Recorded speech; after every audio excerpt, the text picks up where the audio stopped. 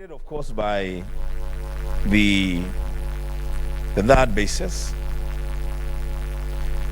Mr. Speaker, there has been a debate, and that debate is coming up again, so we also have to be cautious.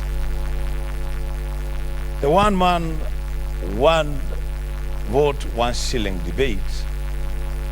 Mr. Speaker, I am happy that we ring-fenced the matter of land area index in the third basis.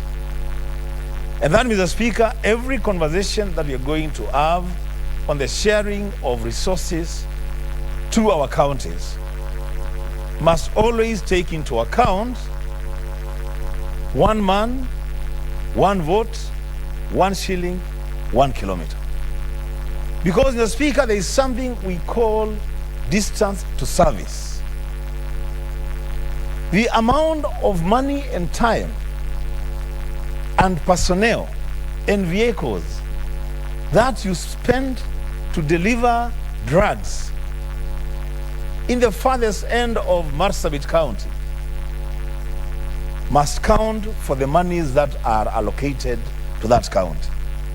The Speaker, is very easy here in Nairobi to distribute drugs in hospitals, 50 hospitals, in an hour's time.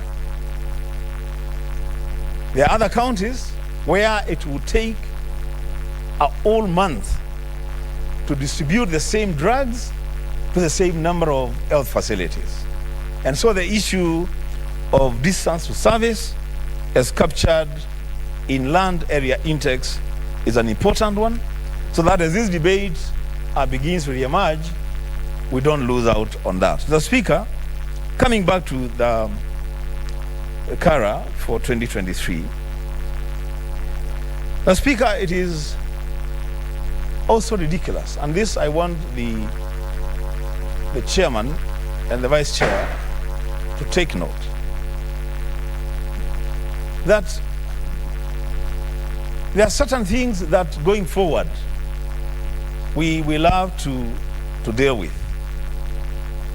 One of those issues is the issue of pursuing almost absolute autonomy of the county assemblies from the executive.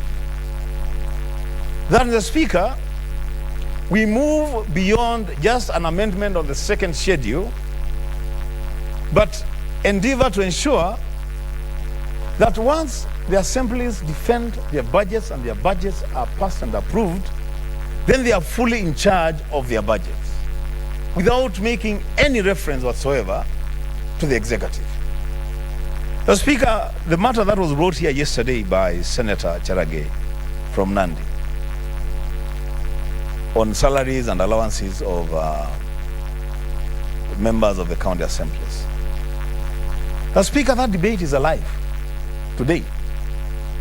And I was actually speaking to the minority leader in the county assembly of Kitui, Honorable Nganga from Miambani Ward. And he was telling me, you know, Senator, actually we are not asking for more money for now. We're not even asking for more money. We already have that money in our budget. The only thing that we're asking is to find a way of reallocations of those monies and the revenues, so that all the money that we have is not lumped in travel. And actually he was very honest with me and told me that's one of the reasons why every now and then your MCRs are either in Mombasa, or they are in Naivasha, or they are in Dubai, or in Turkey, just try and make up for the deficits that they face. The Speaker, the committee on budget needs to take the lead in looking for what amendments we need to bring to the PFM Act to attain that autonomy in terms of the spending by county assemblies, and make sure that there is proper flexibility on the way they use their budgets without reference to the executive. Now, Speaker, the second thing is on the issue of committees. And the majority leader has mentioned it in person. In fact, in my conversation with the budget committee chair, he mentioned to me that there are some counties, assemblies, where they have in excess of 25 committees. And yet, the ideal is between 14 and 16 committees. That's a regulation that the Budget and Finance Committee must ensure that all county assemblies comply with. Mr. Speaker, there is the matter of the exchequer release to county assemblies, to county governments. Mr. Speaker, this is my second last point. You know, Mr. Speaker, there are some quick wins, and I expect that Senator Roba will take very keen interest in this one. All county governments and assemblies run accounts in commercial banks in their respective counties. The Speaker, those banks are making money and profits using the money, the county monies that pass through those accounts. The Speaker, the last time I checked, this country may be doing badly financially, but we are not necessarily insolvent. The Speaker, this committee, the Committee on Budget, can help county governments by making it a precondition for commercial banks where the revenues for counties pass through, to ensure that on the 26th of every month, whether there is money in the salaries account of county assemblies and county governments or there is no money, the banks process payments for county staff. Because at the end of the day, that money will be wired through those banks anyway.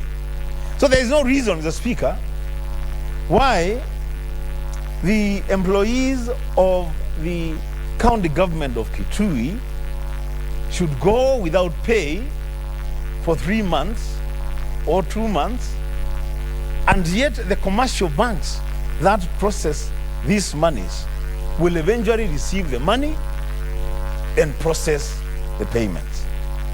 So we can have a standing order, and this can be a precondition for county governments to open accounts with commercial banks in their respective headquarters. The Speaker, on the issue of disbursement, and that's where I'm going to complete my submission. The Speaker, a conversation between a committee of the whole, led of course by the Budget Committee, and the Treasury, would greatly help. And this time round, let it not be someone's issue to the Treasury, let it be a conversation between us and Treasury, to ask the question, why is the Treasury unable to disburse funds to counties when those funds, when the disbursements are due? And what is it that we can do as leaders in this country and the technocrats in the Treasury to ensure that counties get their monies when they're supposed to get their monies? Mr. Speaker, if we continue in the way that we have continued, that after we have passed Kara, we sit back, and as governors complain that they're not getting money, we in the Senate are also complaining. Mr. Speaker, somebody must provide a solution to this disbursement issue. And that solution can only be found between ourselves and the Treasury. The Speaker, with those many remarks, so that we also give other colleagues an opportunity to contribute to this bill, I support. Senator Kisang.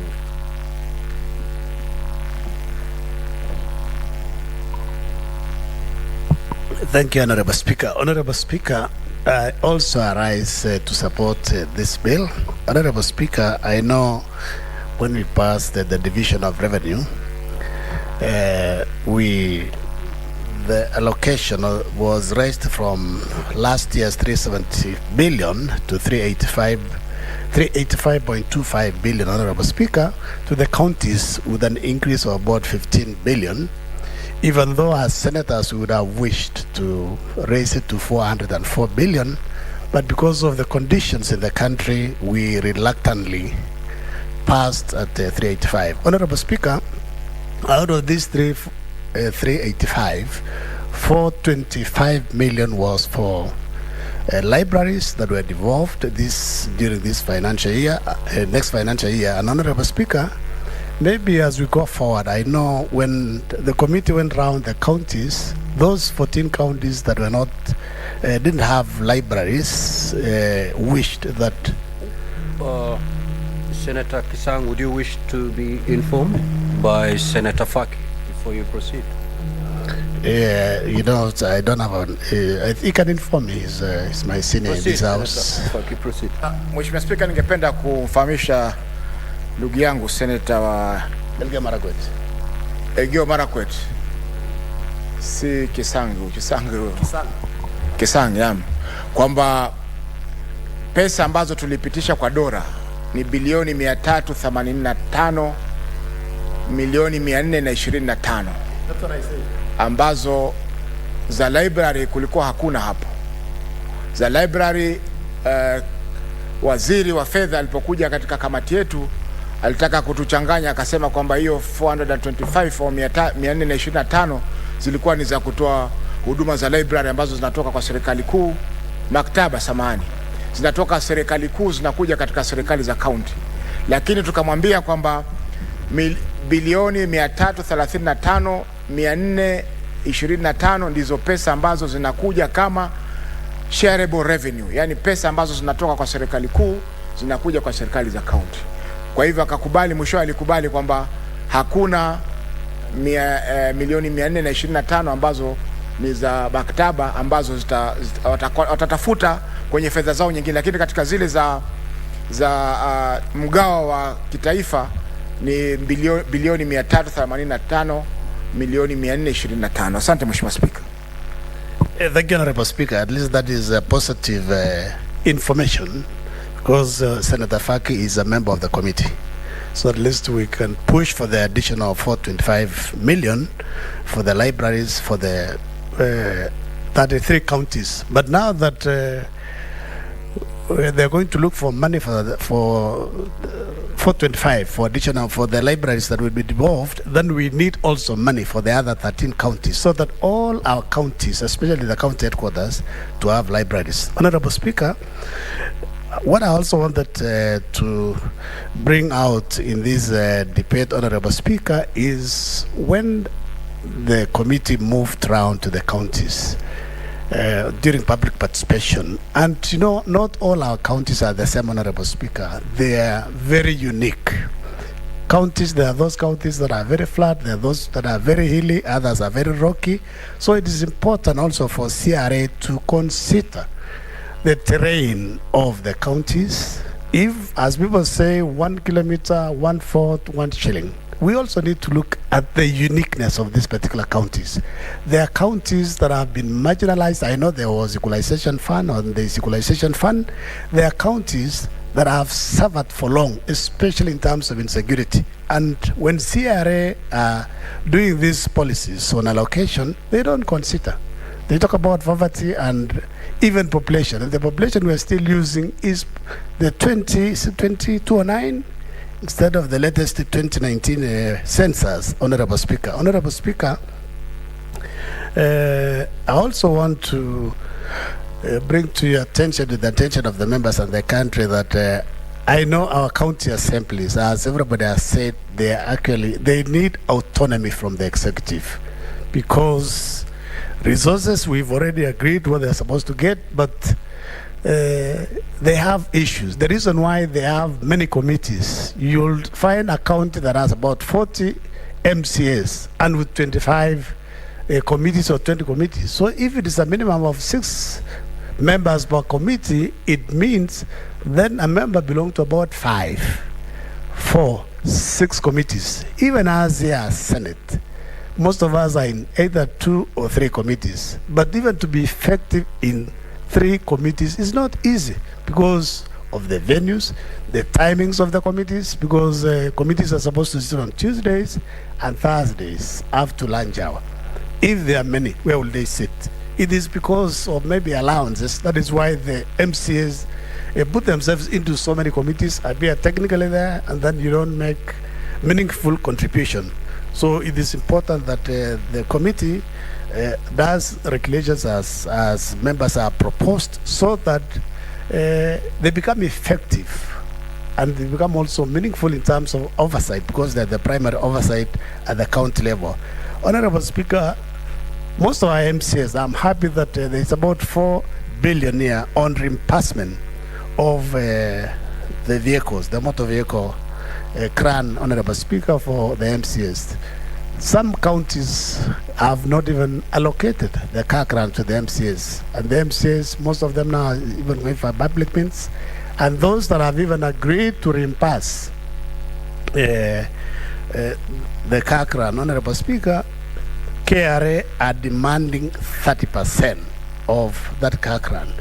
So the counties need to budget so that our MCAs can work and work effectively. Honorable Speaker, I've also seen an issue on, they are spending a lot of money on insurance, spending a lot of money also on the legal, and I agree with the committee that they need to hire their own internal legal counsels, and they have lawyers in the panel so that they can hire on a need basis if the capacity internally cannot be able to assist to execute the cases in the court. Honorable Speaker. Honorable Speaker, as we go towards the review of the allocation of the formula, I think it is important that as Senate we sit down and ensure that there is fairness in terms of allocation of resources to our counties, and we need to call Treasury, as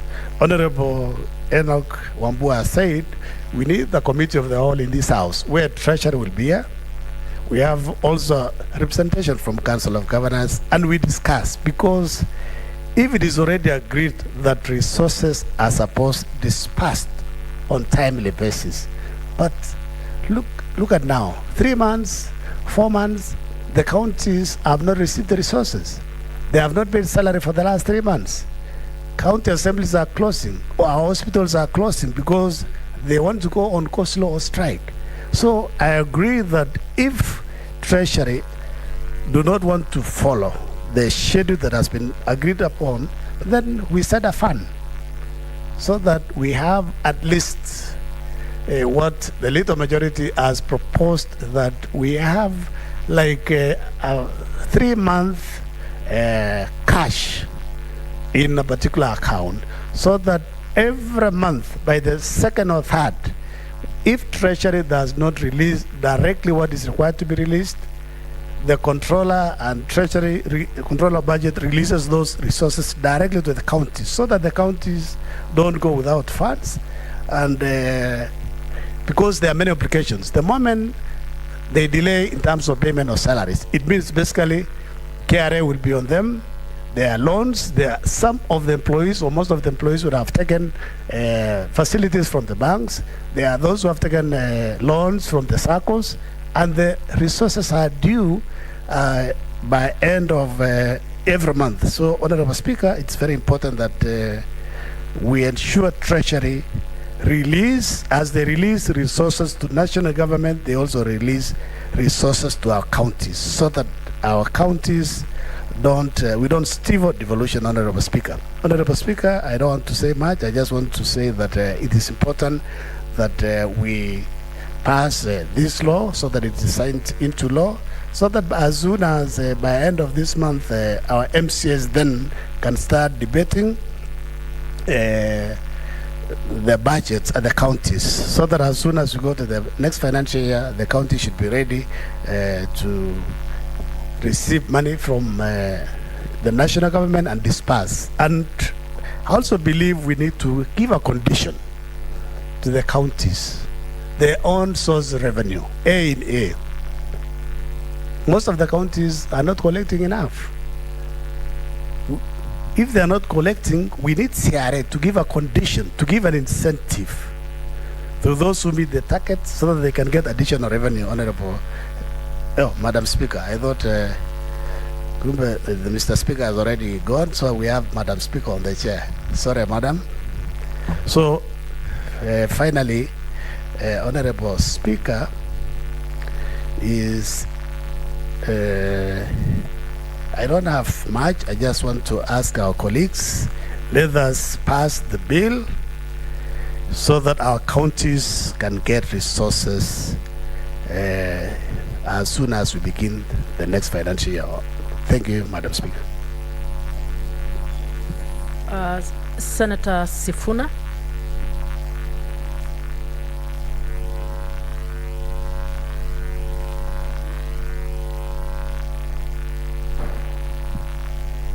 Thank you, Madam Speaker. Allow me to join my colleagues who have also thanked the committee on finance and budget for a job very well done.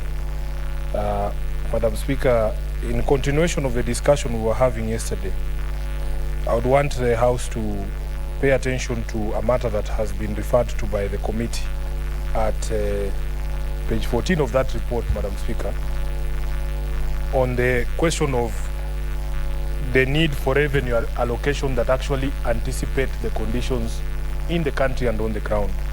If you look at that item number 11, Madam Speaker, the committee is telling us that inflation, the annual inflation currently starts at 6.5%. And the problem we have with this, Madam Speaker, is that every single year, the amount that is allocated to the counties must take into account some of these issues so that you do not look like you are adding revenue or resources to the counties, but actually in the larger macroeconomic climate, you are doing the exact opposite or nothing at all. So, Madam Speaker, if indeed it is true that annual inflation is currently at 6.5, and then you look at what we as a Senate approved to go to the counties in terms of marginal increase, it was only representing about 4%. The 15 billion extra in the division of revenue is about 4% of the entire amount allocated last year of 370 billion shillings. What that tells you, Madam Speaker, is that if you merge those two figures, the annual inflation and the amount, the marginal increase in the allocation to the counties, is that we have actually done a disservice to the counties. And this is part of the issue we were raising yesterday and on the date of the debate on division of revenue. Madam Speaker, as Nairobi, for instance, we had an allocation of 19.25 billion in the financial year ending June 2023, and we are getting a marginal increase of only 823 million shillings, Madam Speaker, in this particular financial year. Now, 823 million in the context of the problems of Nairobi, and I will give you the first example, that we have outstanding pending bills in Nairobi of 100 billion shillings. Madam Speaker, this financial year was the first time the county of Nairobi was building an ICU hospital. In the history of devolution, this was the first time we are having an ICU bed at Mama Lucy Hospital. If you look at the needs of the people of Nairobi, Madam Speaker, I will continue to remind my colleagues that when it comes to the division of revenue, we must assess all these factors and ensure that the counties get money that is actually substantial for them to make any meaningful progress. In fact, this position is further buttressed by the submissions of the Council of Governors themselves at page 5 of that report, Madam Speaker. And this I want to just read verbatim from the report of the committee itself. Under paragraph 31, these are the submissions of the Council of Governors, that the increase of 15.425 billion, they call the increase itself a paltry increase, and I agree with the Council of Governors. And they say the county governments will face major challenges in the performance of their functions and delivery of services to citizens in financial year 2023-2024, given the paltry allocation that we gave them as Senate. Be that as it may, Madam Speaker, there are things that at least I am happy that the committee listened to. The members of the Nairobi County Assembly did appear before this committee, and because of certain unique issues in the Nairobi County Assembly, I am happy that the committee listened to them, and they have approved an increase of about 200 million shillings in the ceiling of expenditure of the County Assembly of Nairobi. Madam Speaker, as you know, Kenya has become an increasingly litigious society, that people are going to court on just about every single issue and action that is taken by the County Assembly. So the Nairobi County Assembly has faced growing legal bills because of the many cases that involve the County Assembly, the litigation that comes from impeachment of governors, the litigation that comes from the legislation that they pass. And Madam Speaker, just about every act that or law or legislation that is debated or passed in the County Assembly of Nairobi is actually subject to litigation. And this, I believe, is part of the robust structure of our constitution, that in fact every citizen has a right to challenge these things, whether it is on parking fees, whether it is on advertising fees, whether it is on the review of our evaluation role. Every single one of these matters has found its way to the courts, such that the demand on litigation alone in the County Assembly of Nairobi now is reported to be 400 million shillings. Madam Speaker, secondly, there's a question of the increase in the cost of public participation. I have had my colleagues here refer only to the geographical size of the counties as one of the factors that determine or affect the cost of public participation. But you should also factor in the sort of population, that you are governing. Because Nairobians, Madam Speaker, as my delegation member, Honorable Karen Nyamu will bear me witness, we are very woke here in Nairobi. I think that's the term that the young people are using. That every single thing you do in the name of the people of Nairobi is subject to question by the people of Nairobi, and they would want to participate. Just 2 weeks ago, Madam Speaker, the county government, because it is undertaking a program, what they're calling urban regeneration of the old city council estates, they announced public participation for about 13 of the old city council estates that are the subject of redevelopment, that they want to build new houses in these places. Madam Speaker, I had the opportunity to only attend 2 of those public participations just to see that there was effective public participation happening in those forums. I went to Ofafa Jericho in Eastlands, and I also went to Woodley Estate. Madam Speaker, the one at Ofafa Jericho was actually quite animated, and by the time I arrived there, the residents had already kicked out the people from the county who are coming to conduct public participation.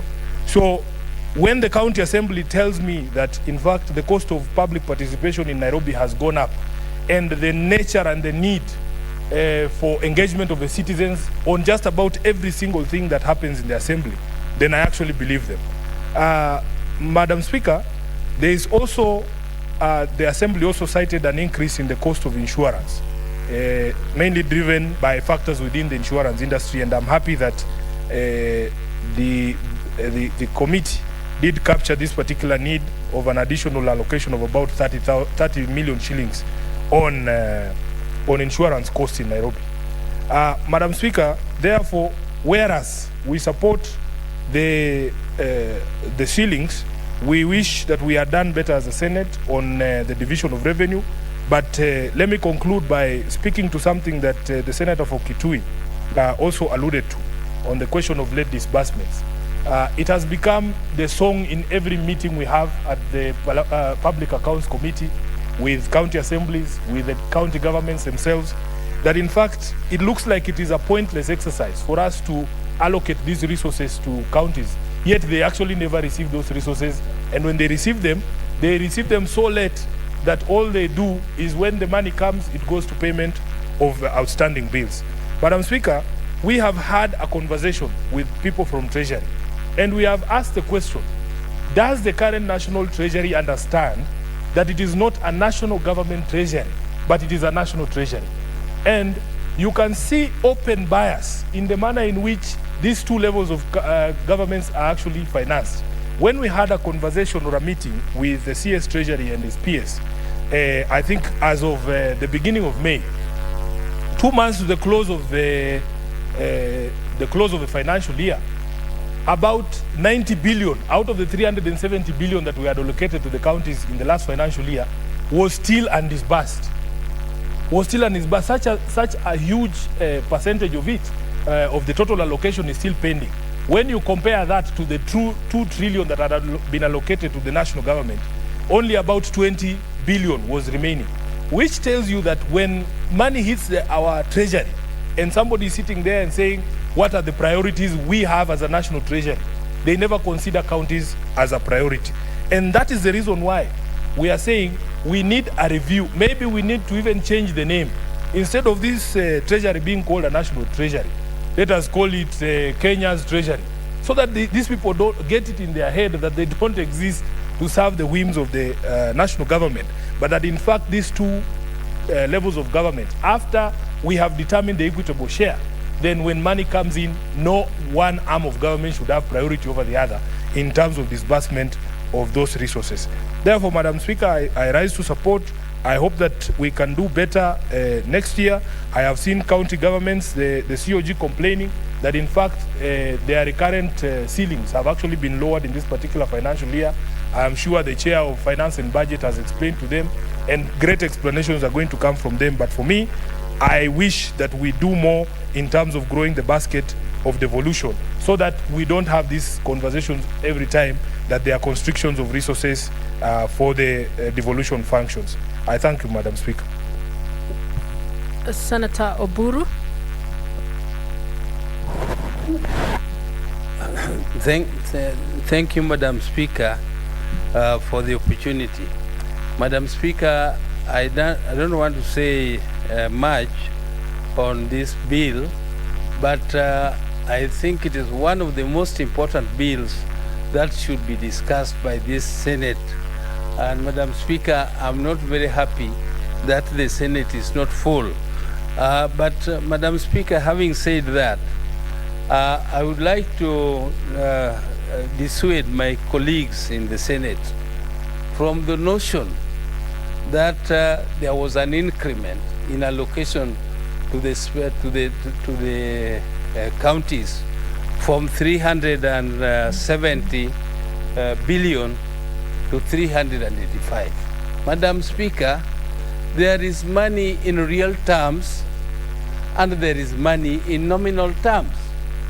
Madam Speaker, when you talk of money in real terms, you must look at the value, what is called net present value of money. And that is money minus inflation. Even if you don't want to increase, at least increase to the extent that you cover the inflationary trends in the country. Madam Speaker, the 15 billion which was increased, which we increased and passed here to 385 billion from 370, was only 4% increment of the budget. And yet the inflation was standing at about 9.2%. That is the projected inflation. And Madam Speaker, that means that there was a difference of about 5%. And that difference of 5% translates to more than 20 billion, which means that in actual sense, you reduced the allocation to the counties by more than 20 billion shillings, which means from 370, it must have gone down to less than 350 billion in terms of the real terms of money, instead of just the nominal. Madam Speaker, whereas that is a gone conclusion, that is something we are not debating now because it was already passed. Madam Speaker, I would like to speak to delayed disbursement. Madam Speaker, when you delay disbursement to the counties, it means that the national government is giving very little priorities to the county government. Madam Speaker, it was contemplated, and I don't know why it is not explicitly stated, that every shilling collected the share of the county must be set aside. Every shillings collected, it should not be the discretion of the national government to decide when to pay the counties and when not. They should deduct the portion of the county and put aside and remain with theirs, which is very huge. And they can play with that one as much as they like, but not gamble with the one for the counties, Madam Speaker. Madam Speaker, gambling with this money for the counties is making government services very, very expensive.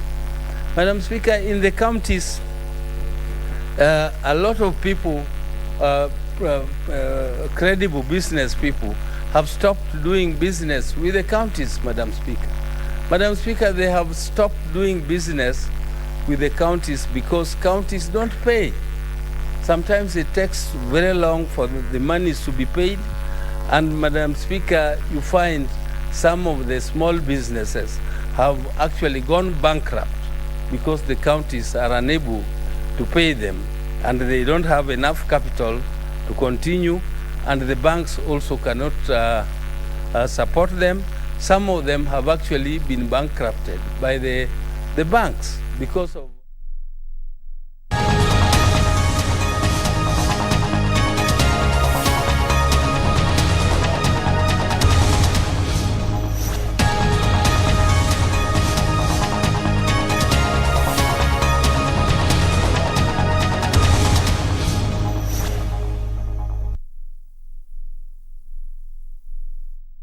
to the serious detriment of the dignity of the House.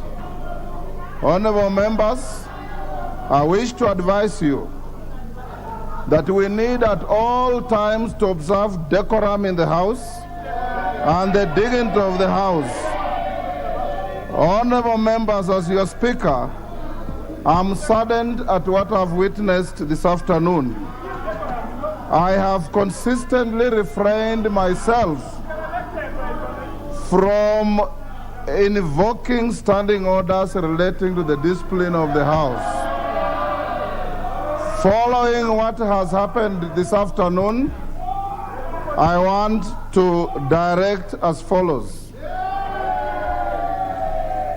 The following members, having flouted the standing orders of the House by menacing each other, shouting at the chair, and making all manner of unprintable utterances, I will invoke the provisions of Standing Order 107A, grossly disorderly conduct. The following members are guilty of grossly disorderly conduct. Number 1, Millie Odhiambo. Number 2, Rosa Boyu. Number 3, Sabina Chege. Number 4, Fatuma Muyanzi. Number 5, Catherine Omanyo. Number 6, Joyce Kamene. And lastly, TJ Kajwang. Those members, honorable members, Standing Order 107.3 reads as follows.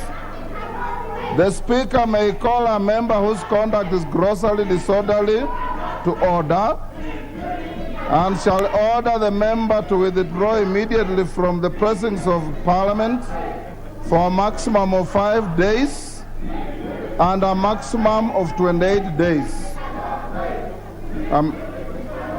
In this regard, therefore, the following members will suffer the following fate. Millie Odhiambo, 2 weeks. Rosa Boyu, 2 weeks. Fatuma Muyanzi, 5 days. Catherine Omanyo, 5 days. Joyce Kamene, 2 sittings. TJ Kajwang, 2 weeks. Sabina Chege, 2 weeks. Sergeant, can you have those members out of the chamber?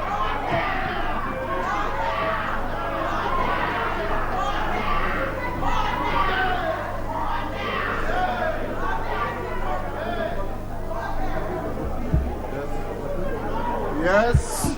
What's the point of order? Murugara? Thank you. Thank you very much, Mr. Speaker. Mr. Speaker, we were in the middle of debating the motion on the budget estimates. And most of the members have spoken and they're in agreement and in support. And standing order number 95, I do apply to you, the Speaker, to allow the mover to reply. Order, honorable members, I'll put the question that the mover be called upon to reply. As many as of that opinion say aye. Aye. With those of the kind of opinion say nay. The ayes have it. Mover. Thank you very much, Mr. Speaker. I thank all the members who have contributed to this debate and motion, Mr. Speaker, in regards to the budget estimates for financial year 2023-2024. As you have noted, Mr. Speaker, there is a lot of proposals, Mr. Speaker, on where we'll be expending our resources. We are taking 30% of our budget into education, Mr. Speaker, which is 630 billion Kenya shillings. Mr. Speaker, we have also input the monies to expend for fertilizer for our farmers. Mr. Speaker, we have also allocated 3 billion Kenya shillings that will go into finishing the ongoing ESP markets, Mr. Speaker, and many much more, Mr. Speaker, proposals. Mr. Speaker, I have listened to members, Mr. Speaker, and benefited from their opinions and contributions. What I want to assure all the members is that we'll make sure that this budget and these estimates, Mr. Speaker, will be implemented to the letter so that we continue serving the people of Kenya through this budget. Mr. Speaker, also, in terms of policy, we will endeavor to do the best, Mr. Speaker, because as members are aware, the budget itself, that is government spending and government expenditure, accounts for only around 22% of our GDP. And therefore, even in regards to, Mr. Speaker, the policy, we will continue serving the people of Kenya to make agriculture viable for our farmers, to streamline, Mr. Speaker, our education, and to put all the resources into various value chains. Mr. Speaker, I thank all the members. I thank you, Mr. Speaker. I thank the National Treasury. I thank the membership of Budget, all the departmental chairs, Mr. Speaker, and all the members of this House from both sides. And Mr. Speaker, having said that, I beg to reply.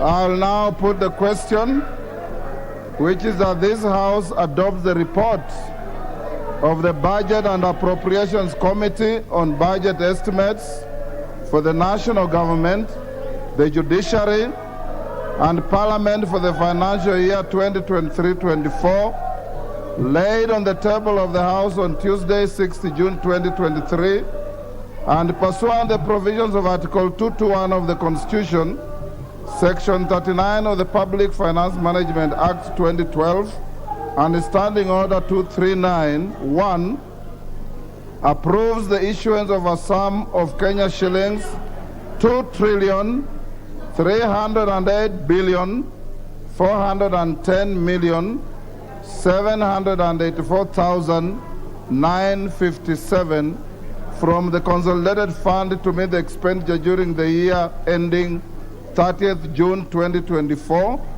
in respect of the votes contained in the first schedule to the order paper subject to paragraph 3, Committee of Supply. 2, make the policy and financial resolutions as contained in the second schedule to the order paper. 3, Orders that the Speaker do now leave the chair to facilitate the consideration of the said budget estimates with respect to each vote and program in the Committee of Supply as contemplated under Standing Order 240, consideration of estimates in the Committee of Supply. Will as many as of that opinion say aye? Will those of the contrary opinion say nay? The ayes have it. Next order.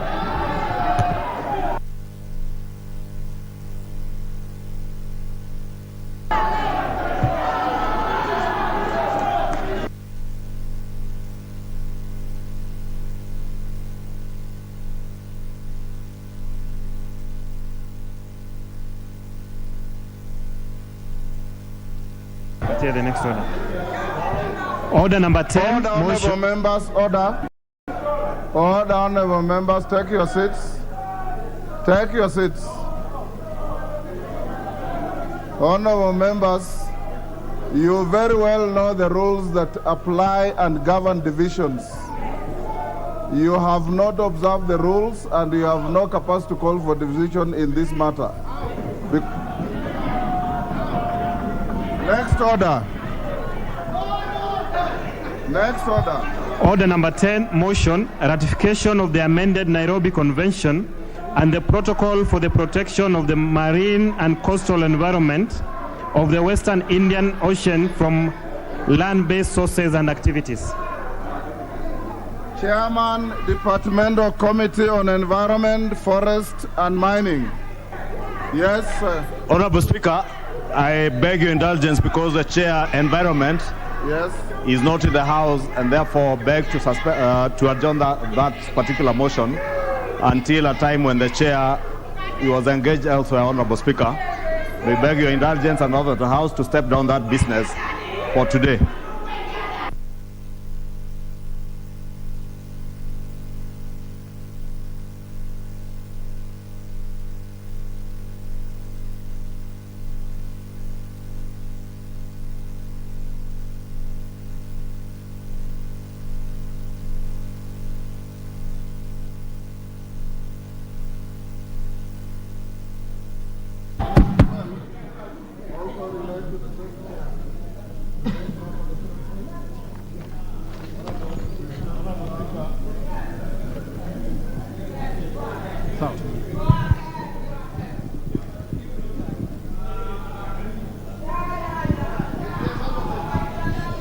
Thank you, Honorable Speaker. Honorable Speaker had indicated that the chair of Environment is away from the House this afternoon, and he had not anticipated, Honorable Speaker, that we will get to this business in the course of this afternoon, and therefore beg to ask that orders listed as motion, order number 10, order number 11, order number 12, be stepped down this afternoon, Honorable Speaker, since the chair who would have moved those had requested for time out this afternoon. Thank you, Honorable Speaker.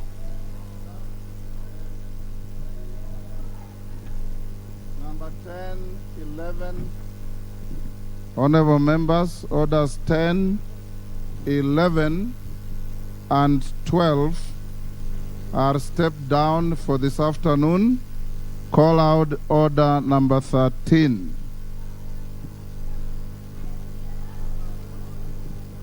Order number 13, motion, report on the United Nations Convention Against Corruption and Global Parliamentarians Against Corruption meeting.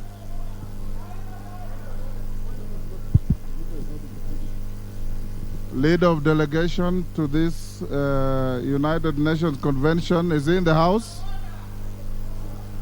Shakil Shabir is in the house. The matter is also stayed. Order number 14. Order number 14, the Statute Law Miscellaneous Amendment Bill, National Assembly Bill number 60 of 2022, second reading. Honorable Speaker, as indicated even order number 14 on the miscellaneous statute amendment bill. Honorable Speaker, there are still 2 chairs of committees who were to finalize their committee reports, and we had not intended to actually reach to this order in the course of this afternoon, and therefore seek your indulgence to also step it down for today. Honorable Minority Leader, you call for a point of order when something is out of order. But you are calling for a point of order when you yourself is not in a disorderly position. You have remained standing throughout the proceedings, contrary to the standing orders. You have countenanced an unlawful choir in the House as the proceedings are going on. And you cannot benefit from the standing orders if you don't observe them. Honorable members, we have come to the last order of the day, and I order that the House now stand adjourned until Tuesday, the Tuesday, 13th of June 2023 at 2:30 p.m.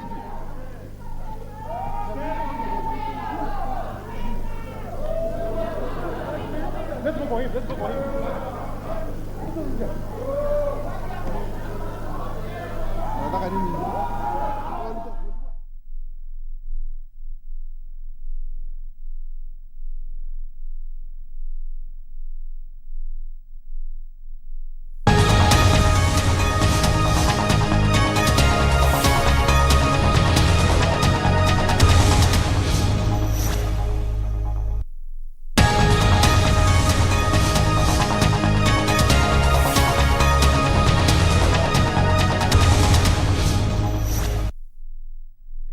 Ministries or department. Madam Speaker, I think as we debate this, and we know counties are up in arms saying, you know, we would like to be given money for this, we would like to be given money for this. I think it's important that we explain to the counties that there are few things that have happened. For instance, the salaries for the governor and the deputy governor has been adjusted downwards. It is important for them to be able to know that under full disclosure. Number 2, when they realize that their ceilings have been reduced, it is important for them to realize that it is not the Senate that reduced the ceiling, for instance, of Narok County Executive from 607 million in the previous financial year of 2022-2023 to 545,667,287 in the financial year 23-24. For Nairobi County is the one which is heavily been affected. Before, their ceiling for the executive was 816 million. Now, for this financial year, it has gone down to 640. We might get daggers being thrown at the Senate by the county government saying that we have reduced their ceiling for the executive, but it is imperative for the county governors to know that CRA relied on the information that they submitted on verifiable staff establishment. So, Madam Speaker, as we debate this bill, I think the biggest question for us to ask ourselves now is that what are we going to do to ensure that at least these counties get their money and their money on time? I don't believe, Madam Speaker, that any county should have anything to do with pending bills. I think it behooves this House to be able to build the capacity. And I'm happy that ceilings for county assemblies have gone up, to build the capacities for the county government so that they can budget for the money that they have.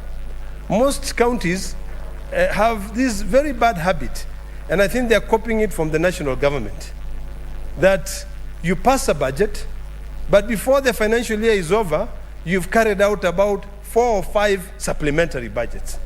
I think it's about time for us to become realistic and to realize that the money that we have is the only money that we'll have in that financial year. One thing that I'm always very happy, Madam Speaker, and it's good for me to share with our new colleagues in this parliament, in last parliament played a critical role in ensuring that money which is being sent to county governments will never go down. It will always go up. Although this year the money going to counties actually dropped down because of the inflation in the country, at least we tried to some extent to make sure that it doesn't go down below 370 billion. I hope, Madam Speaker, that in a couple of years when we'll be reviewing the formula which is relied by CRA to be able to disperse the money, because I know at this point they are looking at different, and Madam Speaker, you'll allow me to grab my notes. They are looking at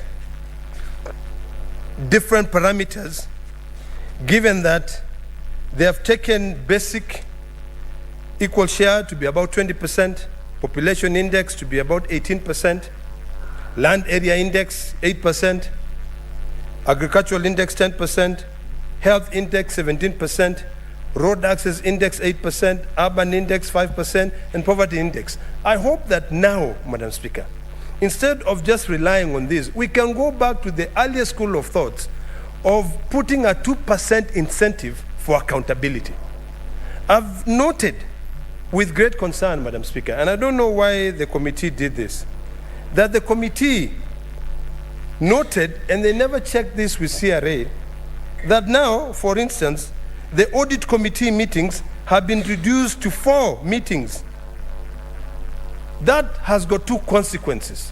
One which is a direct consequence to the auditors, the internal auditors in the county, and another one is unintended consequences, whereby in counties, the issue of accountability will be something which would be left for the auditors now to come out and point out and say, you should have done A, B, C, D, because the internal auditors will not have enough money to be able to sit in and audit the accounts of the county to help that county maintain accountability.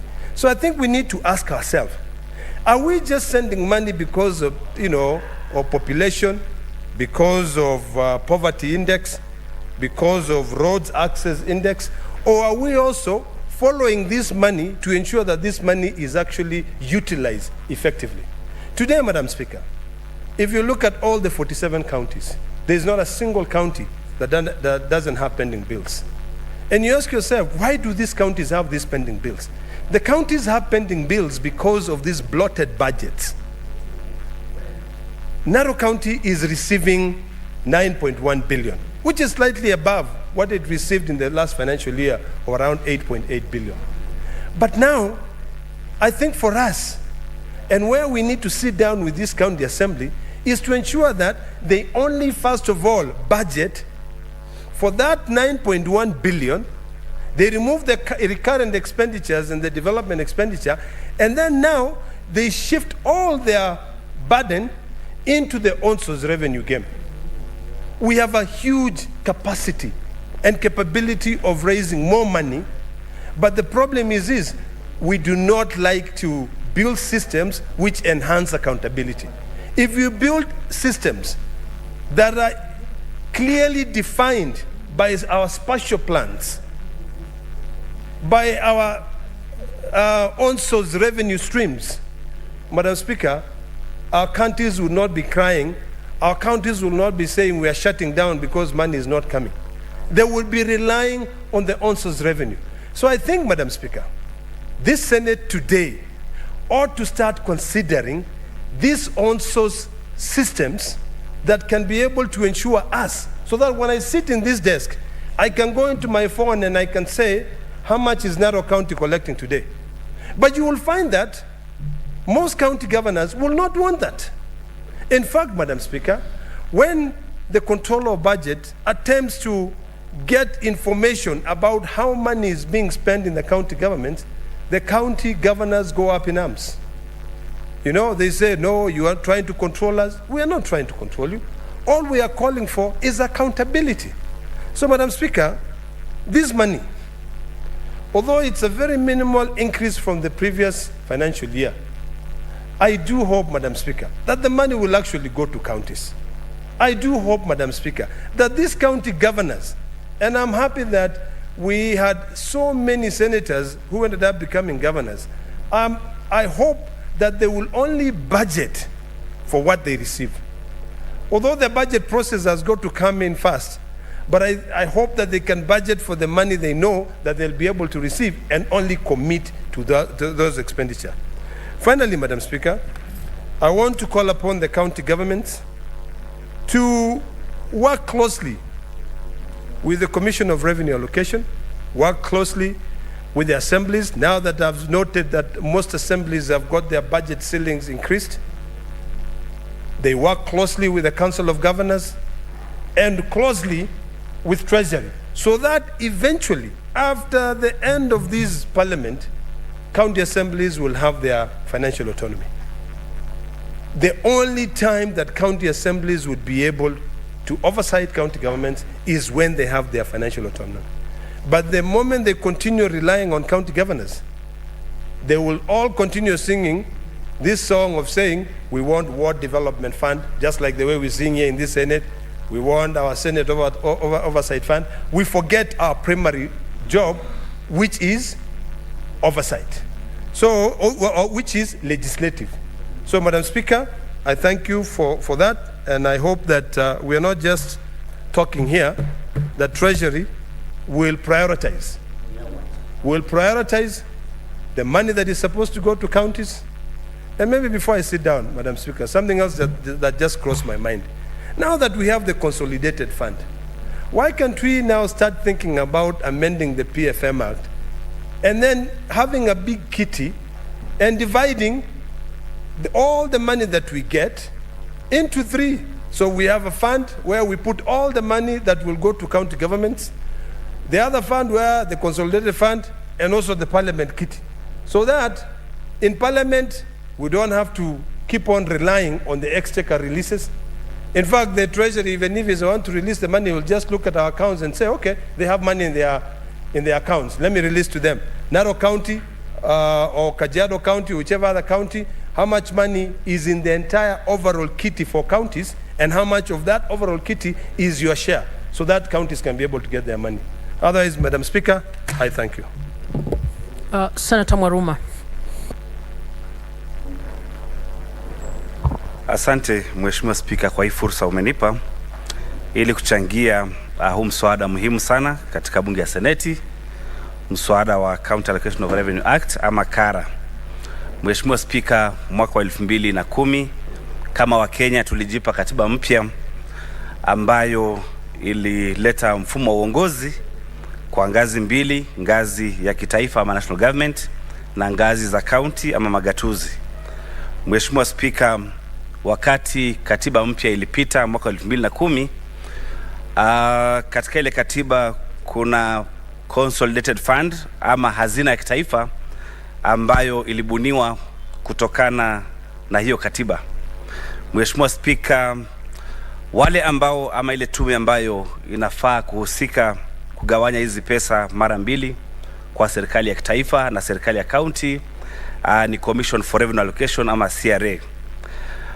CRA wakishapitisha huo mfumo wa kugawanya pesa kwa serikali ya kitaifa na serikali ya county kwa sheria inayoitwa DORA, hawa wa Kenya walisema kwamba ni vizuri kuwe na wawakilishi ama wabunge wa bunge la kitaifa na bunge la seneti ili kupiga msasa hiyo sheria.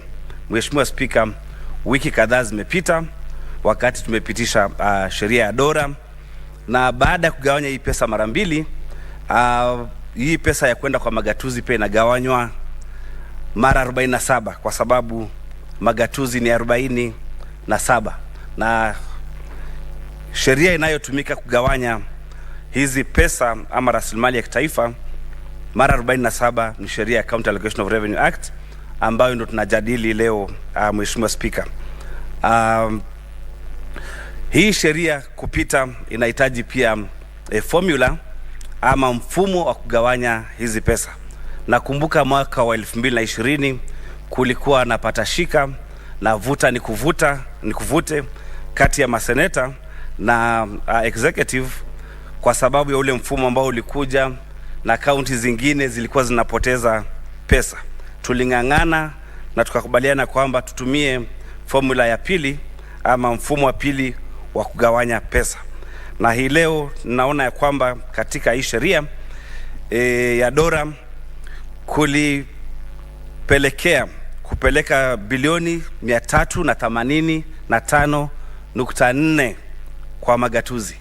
Na kati ya hizi pesa, Mheshimiwa Spika, asilimia 14.5 ama bilioni 35.9 zimeenda kwa county assemblies. Mheshimiwa Spika, bila kuongea sana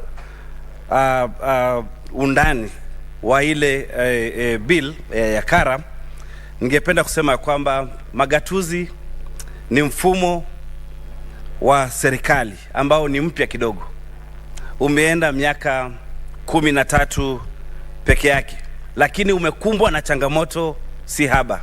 Na nafikiri katika kuongea kwangu ama kuchangia huu mjadala, ni vyema basi niangalie zile changamoto ambazo zimekumba serikali zetu za ugatuzi. Changamoto ni nyingi, na ya kwanza kabisa, Mheshimiwa Spika, ambayo inafanya ugatuzi usielee ama usinawiri, ya kwanza kabisa ni changamoto ya kucheleweshwa kutolewa kwa mgao kwa magatuzi. Kama tukiangalia saizi, serikali za magatuzi zinadai pesa nyingi sana za mwaka 2022 na 2023 ambao unaisha huu mwezi, Mheshimiwa Spika. Na hata hizi pesa saizi zikiachiliwa na hazina ya kitaifa ama treasury, bado kutakuwa hakuna muda wa magavana kutumia hizi fedha. Mheshimiwa Spika, kuchelewesha kwa mgao wa pesa kwa magatuzi kunapelekea kuwa na huduma duni katika magatuzi. Ya kwanza, kwa sababu kwa mfano hospitali hazina madawa. Hospitali nyingi saizi hazina madawa, hazina vifaa vya kutibu, na wale pia wafanyikazi katika ugatuzi hawajalipwa. Madaktari hawajalipwa, walimu hawajalipwa, na huduma zitakuwa duni kwa sababu wale watu hawana motisha. Huwezi kuniambia, Mheshimiwa Spika, kwamba wewe ni daktari na hujalipwa mshahara na ufanye kazi ukiwa na motisha. Wengi motisha wao umekuwa chini, na hata kama wangekuwa na motisha, Mheshimiwa Spika, kama hakuna dawa na vifaa vya kufanya kazi kule hospitalini, basi huduma zinakuwa ni duni kabisa. Mheshimiwa Spika, pia changamoto ambayo tumeona, na nafikiri mkuu wa walio wengi Senator Cheriot aliangazia vizuri sana, akisema kwamba tumepeleka pesa kwa magatuzi, lakini shida imekuwa ni kuajiri watu wengi kushinda kile kiwango ambacho kimewekwa na sheria. Sheria imesema ya kwamba asilimia 35 ya ile pesa yote ambayo inaenda kwa magatuzi itumike kwa uajiri, lakini kaunti nyingi za Kenya zimeajiri watu na wakapita kiasi, wametumia asilimia 40, asilimia 50. Kama gatuzi langu la Taita Taveta tuko kwa asilimia 52 ya ile fedha ambayo inaenda kwa gatuzi letu inatumika kuajiri watu. Na kama tunahitaji kufanya maendeleo, na kile kiwango cha pesa kilichowekwa ni asilimia 35 au zaidi, unaona Mheshimiwa Spika kwamba ile pesa inayobakia labda ya operations inakuwa kama asilimia 10 peke yake. Kwa hivyo nafikiri ni vizuri kama Seneti tuhimize magatuzi yetu na tuyalazimishe kufata sheria ya kuajiri, ili siwe fedha yote ambayo imeenda kwa magatuzi inatumika kuajiri peke yake na maendeleo yanakuwa duni. Mheshimiwa Spika, la tatu, Mheshimiwa Spika, ni ufisadi ambao umekuwa donda ndugu katika magatuzi. Magatuzi mengi saizi, Mheshimiwa Spika, ukiangalia ile thamani ya pesa ambayo inaenda kwa magatuzi haionekani, kwa sababu ile miradi ambayo inafanywa na magatuzi unapata ya kwamba bei yake imekuwa ya juu sana kupita kiasi. Nilikuwa najaribu, Mheshimiwa Spika, kufananisha ile pesa kwa mfano ya kujenga darasa kwa mgao wa constituency ama CDF. Unaweza pata darasa linajengwa na milioni 1.2, lakini madarasa mengi ambayo yanajengwa na serikali za magatuzi ni kama milioni 2.5, na unashangaa makontrakta ni wale wale, wakandarasi ni wale wale. Kwa nini serikali za magatuzi zinatumia pesa nyingi zaidi kufanya hizo kandarasi? Ni kwa sababu wao pia katika kufanya bajeti ya miradi wameweka pia pesa ya ufisadi. Mheshimiwa Spika, donda ndugu lingine ambalo liko katika county katika uajiri ni kwamba kuna watu wengi ambao wanalipwa kule ndani ambao ni wafanyikazi hewa ama ghost workers, na nafikiri ni vizuri kama seneti ambao tunafanya secondary oversight tujaribu kuangazia na kutafuta mbinu ambazo zitakomesha huu ufisadi. Mheshimiwa Spika, shida nyingine ambayo tumepata katika magatuzi ni kwamba kuna magatuzi ama maeneo mengine ya magatuzi katika gatuzi moja ambayo yanabaguliwa kimaendeleo. Unaweza ona kama gatuzi langu la Taita Taveta, labda kuna maeneo ambayo gavana natoka ama ambayo yalimpatia support gavana, na yale mengine ambayo hayaku msaidia gavana labda kuingia kwa kiti, unapata yale maeneo yanatengwa kimaendeleo. Kwa hivyo Mheshimiwa Spika, pia ni vizuri county ziangalie kupitisha sheria ambayo itakuwa na hakikisho ya kwamba kila maeneo ya gatuzi yanapata maendeleo bila mengine kuachwa nyuma. Katika mswada wa BBI, Mheshimiwa Spika, tulikuwa tumepitisha ya kwamba ama kama BBI ingepita, tulisema kuwe na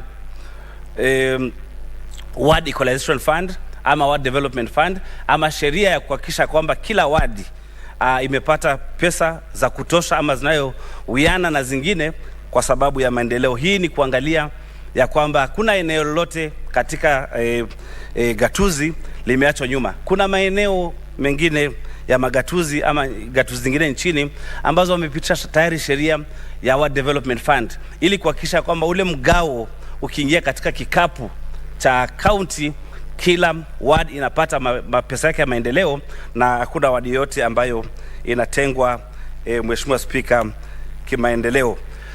Changamoto nyingine ni malipo duni ya wawakilishi wa wadi ama MCAs, na nashukuru ndugu yangu seneta wa Nandi Senator Cherargei kwa kuleta ombi ama statement hapa ya kupeana nafasi ya hili bunge la seneti kuangazia mambo ya malipo na marupurupu ya wawakilishi bunge. Mheshimiwa Spika, huwezi niambia kwamba unafanya kazi na unalipwa 80,000 kwa mwezi na unatakikana kuandika sheria, kufanya utafiti na kusoma kiundani na kufanya oversight ama uangalizi na unalipwa 80,000. Nafikiri kama seneti hili swala la mshahara na malipo ya marupurupu ya wawakilishi bunge ni swala ambalo linafaa tuliangazie kwa undani, na Mheshimiwa Spika, ni jambo la kuhuzunisha kwa sababu wale mawaziri wa county na sio eti wana sifa zaidi ama qualification zaidi ya wale MCAs, wao wanapata 400,000.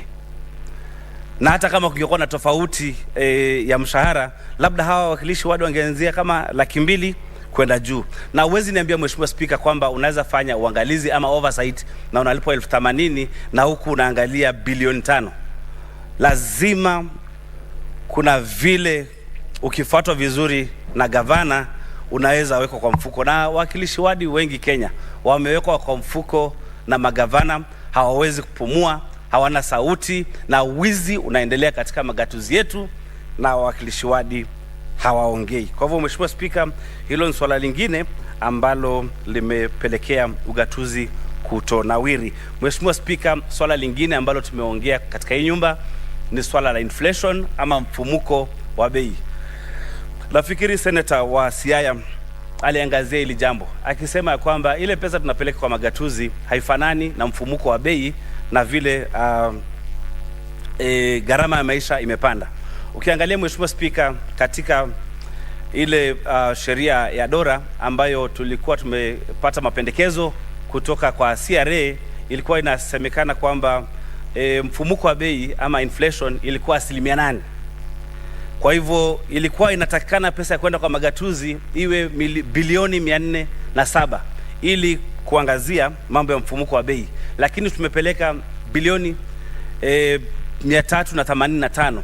Kwa hivyo ile pesa ambayo tumepeleka kule haijawiana na mfumuko wa bei. Na Mheshimiwa Spika, kama kuna bajeti imefanywa labda mwanzoni mwa huu mwaka ya kujenga kwa mfano darasa, wakati bei ya chuma ni shilingi 2,000, kama saizi bei ya chuma imefika shilingi 2,500, na katika ile pesa tunapeleka kule hatujaangazia huo mfumuko ama hiyo inflation, basi kutakuwa na miradi michache zaidi ambayo itafanyika.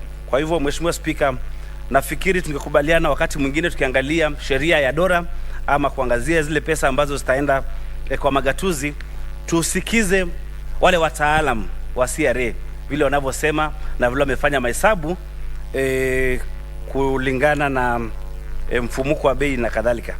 Na Mheshimiwa Spika, jambo lingine ambalo ningependa kuangazia ni kwamba baada ya kupitisha hii sheria ya kara kule mashinani, pia kwa counties nao wanafanya bajeti yao kulingana na ile pesa ambao tumepitisha huku ya kila gatuzi, na pia wanaangalia ile pesa ama makusanyo ya county ama on source revenue.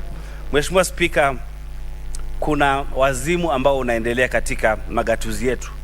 Unapata ya kwamba kufanya biashara katika counties imekuwa ngumu sana, kwa sababu wanapeana permits ama vibali vya kufanya biashara vimekuwa juu sana. Kijana mdogo ambaye anaanza biashara, kama utamwambia anaanza duka na unamlipisha 40,000 kwa mwaka, kwa sababu unataka kuongeza hiyo on source revenue. Hawa vijana wetu ama kina mama na kadhalika hawawezi kufanya biashara kwa sababu inagharimu sana. Ile pesa ambayo inaenda kwa magatuzi ni nyingi sana kama business permits. Nilikuwa naangalia katika masoko yetu ama finance bill ya 2022-2023 kule Taita Taveta, unapata wakati mama wa soko ameleta gunia ya sukuma analipishwa ada ya shilingi 30, lakini pia wakati anaingia chooni analipishwa ada ya shilingi 10. Na nikawa nauliza, jameni, si mtamaliza hawa kina mama? Kwa sababu hii ada amelipa ya shilingi 30, hiyo ni service charge ama ni ya kutoa huduma za choo, huduma za security, huduma ya maji, kama anauza maembe ama sukuma apate kuosha. Wakati unamfanya alipe shilingi 30 na zingine tena za choo, hiyo ni kufanya mtu alipe ushuru mara mbili, kwa kizungu double taxation. Kwa hivyo huo azimu wa on source revenue ama pesa ya makusanyo katika county imepelekea biashara nyingi zimekufa. Na Mheshimiwa Spika, ni vizuri niseme pia kwamba katika hii finance bill ambayo inakuja katika serikali ya kitaifa pia itapelekea biashara nyingi kuharibika. Maana yule mama mboga ambaye anakusanya 1,500 kwa mwaka, na yeye pia ataingia katika kutoza ushuru ama tax bracket kulingana na hii finance bill ikipita.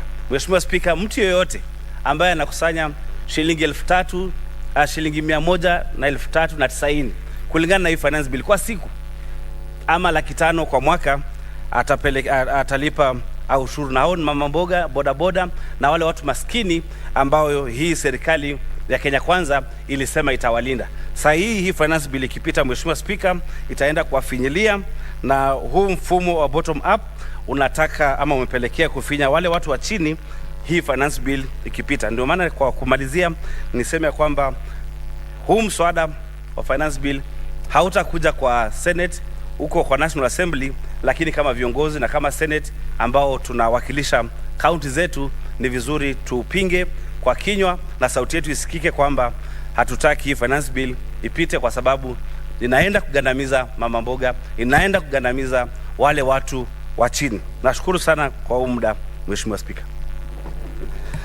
Senator Cherarki.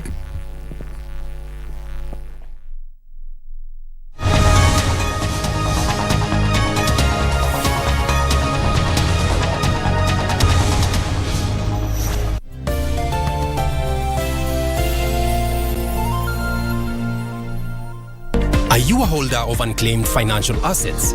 Surrender unclaimed financial assets today and avoid the last-minute rush. Take advantage of penalties and fines waiver ending June 30th, 2023.